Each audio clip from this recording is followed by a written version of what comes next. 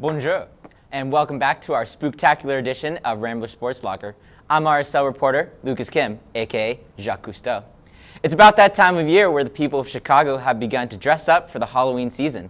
However, those who haven't thought too much about their costume or are frantically looking for creative ideas, there's a new top 10 Chicago-themed costume list that might save the day. Here to give you the layout is RSL reporter Victoria Williams. Halloween is days away, but if you don't have a costume yet, don't worry, I've got you covered. Here are the top 10 Chicago sports Halloween costume ideas. Starting us off is number 10, former Chicago Bears quarterback Jim McMahon. All you need is a headband and a number 9 Bears jersey.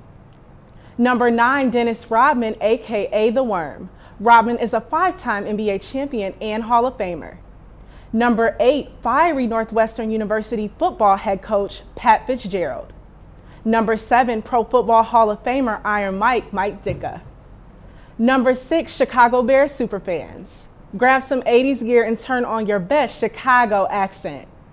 Number 5, former White Sox player and manager Ozzie Guillen, aka the Mouth of the South Side.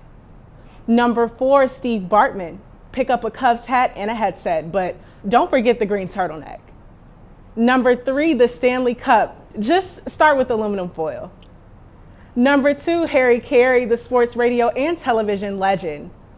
And with the number 1 spot is the legend himself, Michael Jordan. You know what to do. Have a safe and happy Halloween weekend, Chicago. My costume is a Rambler, and as a DePaul University alumna, that's pretty scary. I'm RSL reporter Victoria Williams. Thanks, Victoria. The Chicago Bulls have their first 4-0 start to the season since the 96-97 Bulls. On that team was Michael Jordan, Scottie Pippen, and many other Hall of Fame basketball players. With professional sports now back into full effect, Chicago teams have had some daunting moments in the past while playing on the field and court. Here to report on those scary moments is RSL reporter Nick Neumayer. With Halloween just around the corner, there's plenty of things that can give you a scare. Horror movies, haunted houses, and other such things should do the trick, but Chicago sports have had a history of terrorizing fans for years. For reference, here are the top 5 scariest moments in Chicago sports history. Starting off, we have the Disco Demolition Night of 1979. It all started when White Sox owner Bill Veeck's son, Mike, devised a plan to increase ticket sales by staging a disco demolition between games of a doubleheader against the Detroit Tigers, in which disco records would be blown up on the field.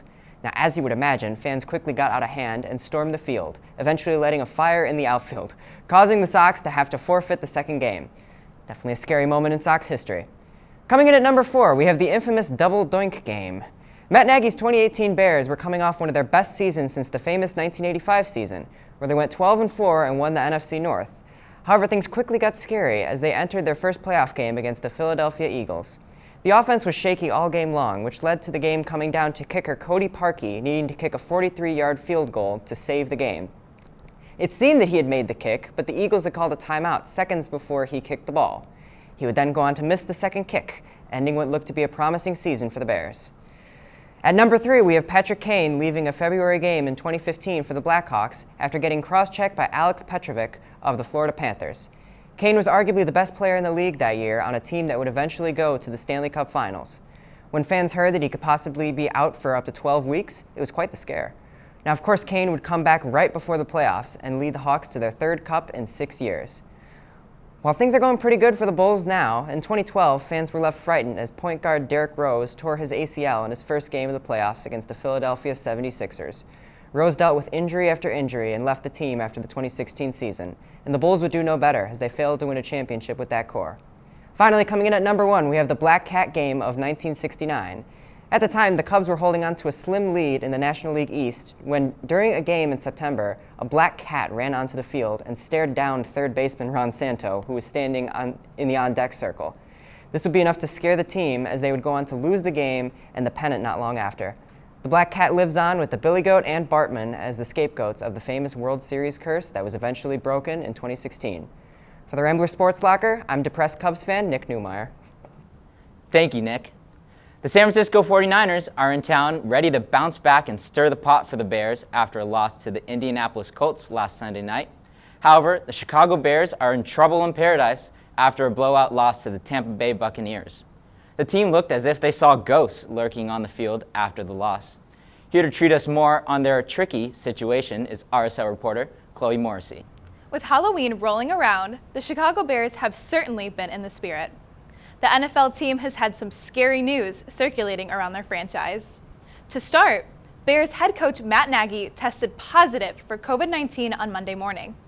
He will join his 4 players who are also on the reserve and COVID-19 list: tight end Jimmy Graham, right tackle Elijah Wilkinson, outside linebacker Robert Quinn, and linebacker Caleb Johnson.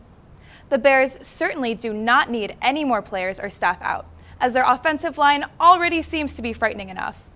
The Bears endured an embarrassing 38-3 loss in Sunday's Week 7 game against the Tampa Bay Buccaneers. Rookie quarterback Justin Fields dealt a whopping 5 turnovers, while Tampa Bay secured 35 points in just the first half. If this wasn't scary enough, the matchup led to Tom Brady recording his 600th touchdown pass, being the first in the league history to ever achieve this milestone. Chicago fans could potentially be in for another Halloween scare this weekend, as the Bears are matched up against the San Francisco 49ers on Sunday. To make matters worse, Chicago's elite rusher Khalil Mack is not expected to play Sunday against the 49ers. Happy Halloween, Chicago fans! This season is a spooky one. For the Rambler Sports Locker, I'm Vampire Chloe Morrissey. Thank you, Chloe. The Loyola women's volleyball team leads the MVC conference with the best record in the league after a win against Missouri State. They have 2 away games on Friday and Saturday this weekend to maintain their winning streak. However, they are not the only Loyola sports team to be one of the best in their league. The Loyola men's soccer team is hitting the road as well for a Halloween matchup against the SIU Edwardsville Cougars.